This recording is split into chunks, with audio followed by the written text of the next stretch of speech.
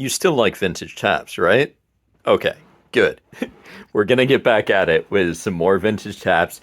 If you want me to feature any more of the new taps or anything like that, just give me a heads up, leave a comment in wherever you're saying this. But I did have a few more of the vintage taps left that I wanted to cover, especially some notable ones. So I'm gonna get to a few of those and I'll have some other stuff mixed in. And this one is one that I'm pretty excited about. There's a few things that are noticeable about this, and keep in mind that with tap handles, sometimes when you see the tap handle, it may be a little bit different than when you actually are like physically have it in your hands, because just from a quick look, you might misinterpret certain things as being other materials than they actually are. And this is kind of the case, but in good ways as well as ways that are a little bit neutral. So first of all, like I'm going to touch on it first because if you haven't noticed it, you should have, is the flying eagle. This is absolutely great phenol up at the top. Just really, really good detail. You've got the wings going out like that, and it's a full 3D item that's up there at the top.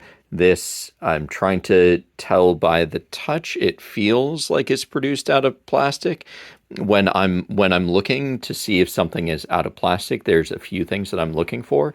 I'm looking for the feel. If it's metal, then it'll feel a little bit cold. Another thing you can do is you can listen to the sound, and depending upon the sound, sometimes you can judge what it's made out of. And then another thing that you can look for as well, which sometimes won't necessarily tell you one way or another, is if you see any sort of casting marks, which will give you an idea of whether or not it's like a single unit or cast out of a mold.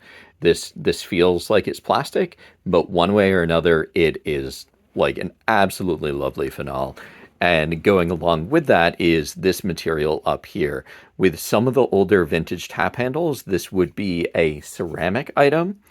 And I've got a few in my collection that I will get around to at some point where this topper area is ceramic.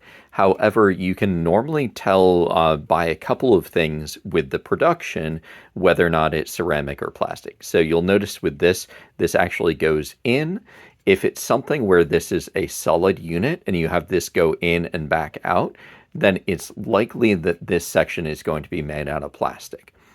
If it's something where it's all like a single shape, then it's going to be a little bit more likely that it might be a ceramic one, but it's still always good to check. With this one, this appears to be plastic. Once again, you can check by listening to the sound and seeing what you're hearing, and then also by the feel to see what you feel out of that.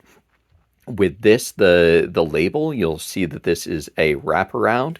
So it's kind of like a one-piece sticker.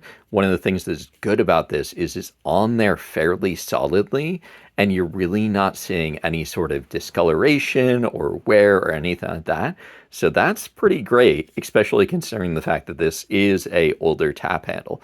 And then we'll get to some of the parts of this that I absolutely love, and that's down here on this bottom section.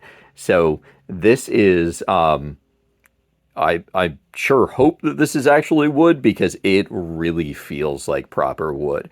And just that actual color and design and way it's produced is either a incredibly well cast plastic or it's actually wood. And from the weight of it, it kind of feels like it is wood, but we can also give it a little bit of a sound check. Not giving us 100% confidence there, but it one way or another, it's beautiful. That just like this looks like a classically turned piece of wood, and it's got absolutely great grain on it. So I'm also checking to see if I can see any casting lines or anything like that. And okay, it looks like it may just be a really, really great plastic. But one way or another, it looks amazing. So I don't know if you can see here, but essentially, you know how I mentioned the thing about looking for the casting marks? So you'll notice here this line going through. all the way up. And then if you check it out on the other side, we should see something similar at about the same point. So if we've got it there, then we should see something similar right around here.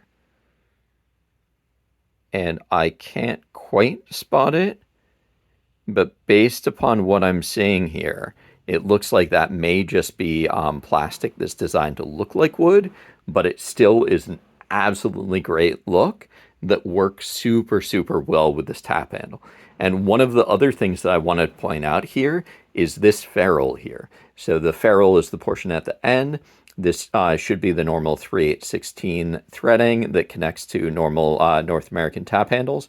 But with the modern tap handles, there's a few common designs, and this is not one of them. So you'll notice that it's got this curvature that goes in and out a little bit. So it's got this nice little arch, and that's a very uncommon. It's something that you wouldn't really see on most of the modern tap handles. It's even unusual to see one where it's got a straight one that's as of this particular size. The more common designs are significantly different.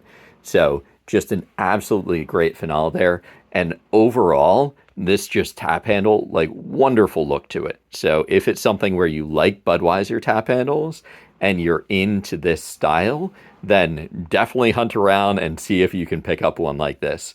I know that there's a bunch of Budweiser fans out there, so hopefully you guys enjoy this.